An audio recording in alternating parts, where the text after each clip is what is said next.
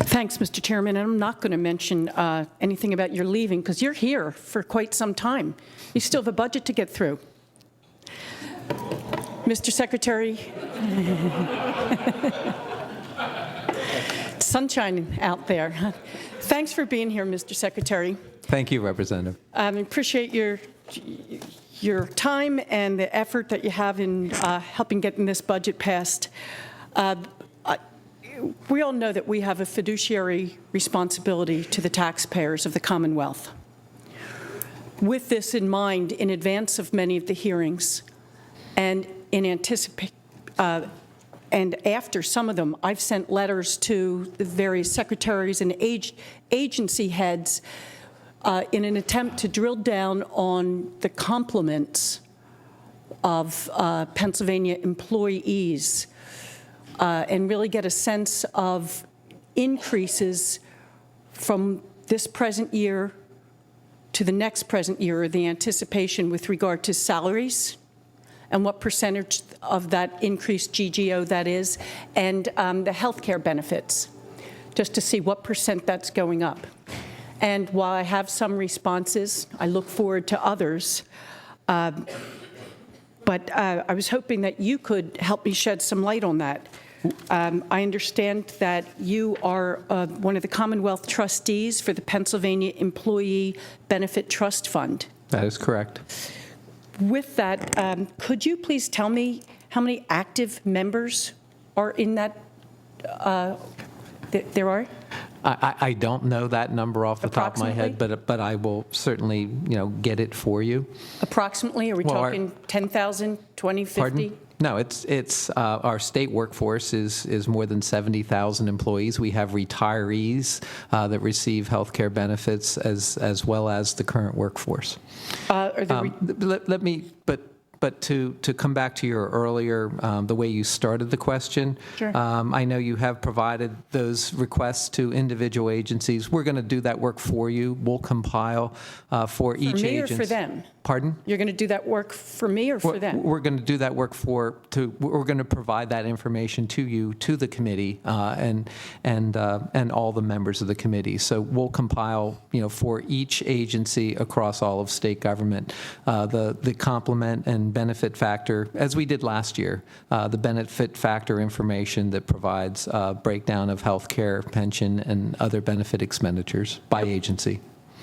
At what point should I expect that? Because I have it from some. We're working to compile that information now. We'll get it to you as soon as we can make it available. Is that within the next week, do you think? I don't I'm want... not trying to be a pain in the neck, but I've asked the agencies, I've got it from some, and then I had a couple of phone calls to the office saying, we got it together, but we're not allowed to give it to you. We were just told from the administration not to give it to you. I don't know how soon. My commitment to you is to get it to you as soon as possible. Hopefully we can get it to you before the end of next week. Okay, thanks. You said that the state workforce is about 70,000?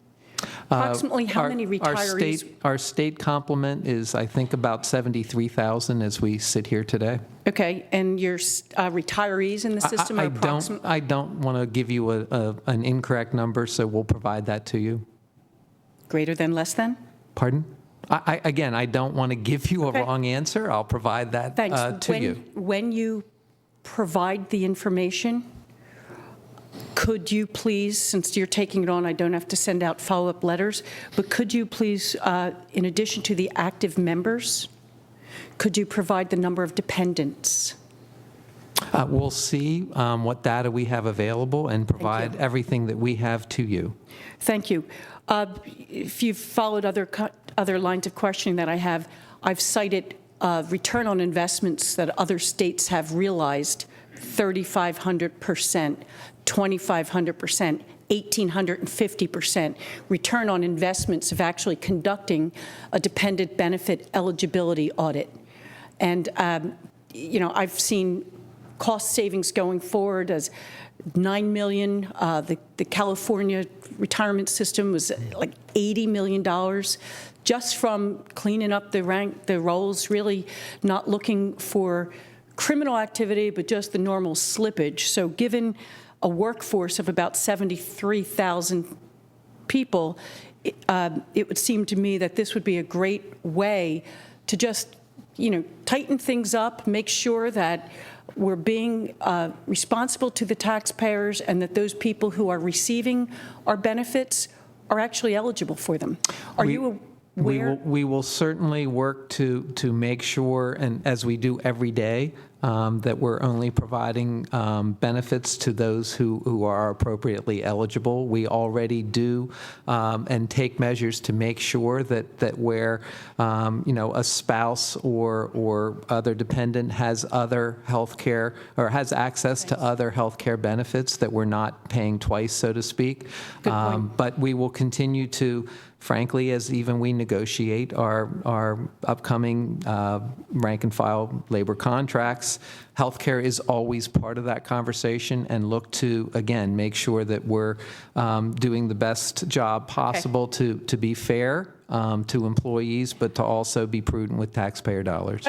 I'm looking to be fair to employees and prudent with taxpayer dollars, and I was pleased when I saw page 2, bottom right-hand corner of the winter newsletter for the PEBFT notification that headlines, PEBTF may cancel your coverage for fraud or intentional representation.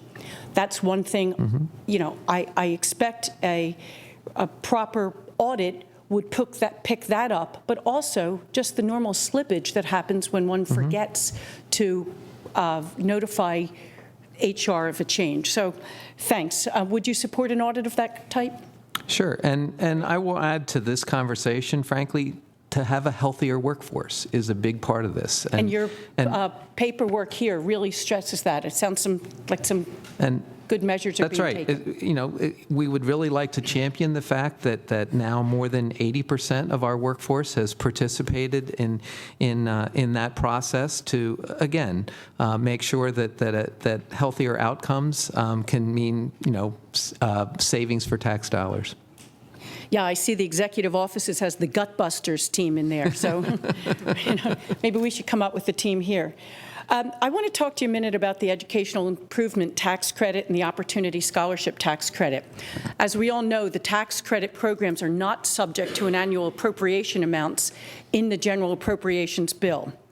Statutory language for the tax credit programs exists in the Tax Reform Code, along with statutory cap amounts. Furthermore, unless the specific tax credit program has a limitation on its existence, known as a sunset date, the tax credit program exists in each fiscal year, as well as the amount of tax credits that could actually be used in that fiscal year. I just chatted with the kids outside, or at least members from the administration of the school that we hear serenading us, and they're recipients of the EITC dollars, and they extended a thank you. And they were also pleased that they got their textbooks at the end of January. Article 17F of the Tax Reform Code provides for educational tax credits. Section 17FA1 provides for $100 million in EITC tax credits for the fiscal year, and there's another article that provides $50 million for the occupational or the Opportunity Scholarship Tax Credit. Given the fact, here's my question, given the fact that the tax credit programs are not subject to annual appropriation amounts in the General Appropriations Bill, and the Article 15F of the Tax Reform Code provides for the $150 million of educational tax credits every fiscal year, can you please explain to the committee the reasoning behind the Department and the administration's delay to awarding the EITC and the OSTC tax credits this year? Because until we conclude a final budget, everything is on the table. And we can't presume anything about what final expenditure amounts will be or what tax credit allocations will be.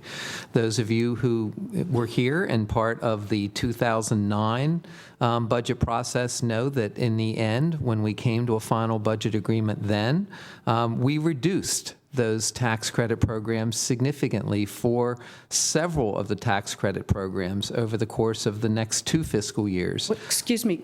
Were these tax credits reduced? I was here then, and my recollection is that it was the film tax credit that was reduced. And I don't recall in this past year. The film tax credit wasn't the only one.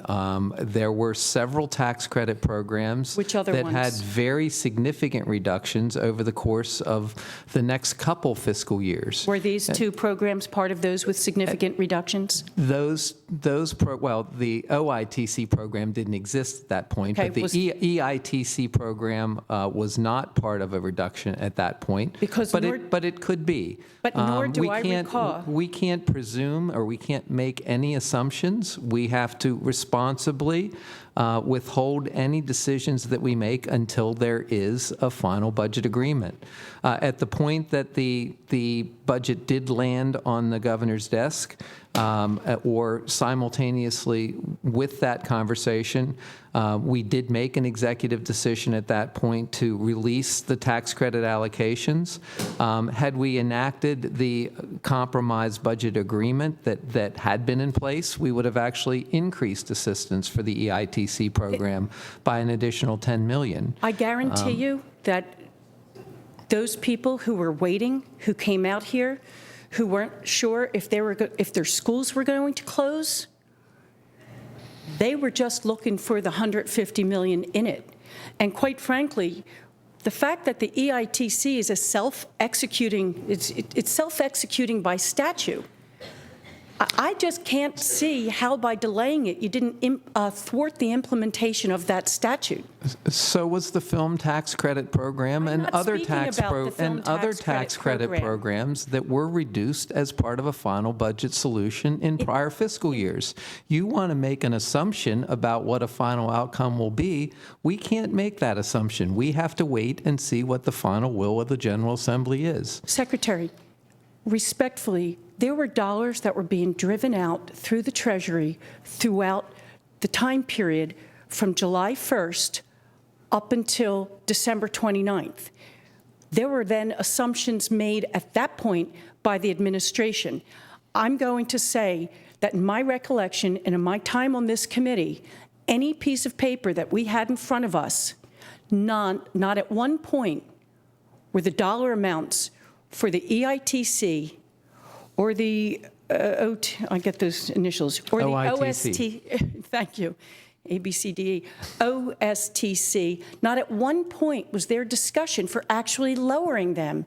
So holding them up because they might be increased makes no sense. And I'm going to translate that. I'm just going to parlay that to when you were answering one of my colleagues with regard to the education funding. You said that the goal was to make a clear statement that the funding was not enough. So here you are holding up dollars to make a clear statement that the funding was not enough, where we have throughout the Commonwealth schools closing. The domino effect of that is it's outrageous. I know of people who've called, their employer, what if I have to take off work? What does this fit? Does it fit under a Family Leave Act? Mom, could you book a flight but don't really book it because I don't know if I'm going to need you to come in? I mean, these are just minimal things. To have to set out letters about how to go about closing a school district, and it just boggles my mind. There was creative thought with regard to covering PACE. Okay, the Motor License Fund loaned $96 million. $92 million was loaned to the purchasing fund from the general fund, $50 million to the lottery from the general fund. Where's the creative thinking when it comes to what we all agree in this room is our highest priority? Our children. The creative thinking in this case were extraordinary administrative steps that were taken with Revenue and DCED working together to execute and get award letters out to potential eligible recipients before the close of the state fiscal year, or the calendar year. We did extend for state tax purposes the allowable credit for the 2015 tax year, so that even if if in the end those awards were made after the 1st of January 2016, the claimant, the eligible recipient, would still be able to use or bank those tax credits against their 2015 tax liability. I recognize you did that, and I wish to God that it was able to help on the federal tax credit, which is, part and parcel with that plan, and one of the beauties for our businesses to participate in it. But I'm going to go back to, with regard to the general education funding, your goal was to make a clear statement that it wasn't enough money. What it seems to me with that, as well as with the EITC and the OSTC dollars, a crisis was developed to make this point that it's not enough money. And it's just unacceptable for the families that don't get it and who've been watching and see point at each side and this dollar and that, we have the money in the Treasury. I heard that $29.7 billion has been certified. People think out there that there's a budget crisis and it means we don't have the money. When we explain to them, oh, we have the money, we don't have a vehicle through which we could drive out the money, because once that Sharpie is picked up and the blue line goes, it puts everyone into crisis mode. Secretary, I respectfully request that as we're looking to make a clear statement that it's not enough, that we recognize that it's the families and the children of Pennsylvania that are held hostage by this. I would say, and I believe it's the governor's perspective, it is children, it is families, it is healthcare providers, it is many people throughout the Commonwealth who have been suffering from budget decisions that we don't believe have been in the best interest of serving the Commonwealth for many years now. It's those budgeting decisions. We're now paying our MCO providers 3 months late for most of the work that they do. That work totals more than or nearly $1 billion in annual payments. The interest on those late payments has to be paid by us, the Commonwealth taxpayer, when we negotiate rates paid to those MCO providers in the next fiscal year.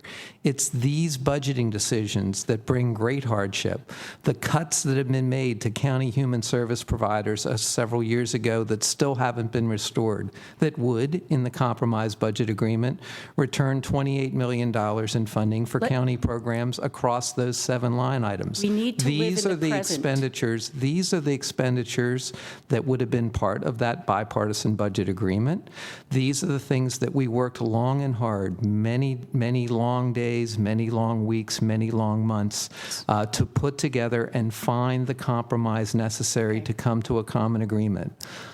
We didn't get to that. We didn't get to that point at the before the holiday recess. We do hope to get to that point as soon as possible. We stand ready to begin those conversations immediately following this hearing. Thank you.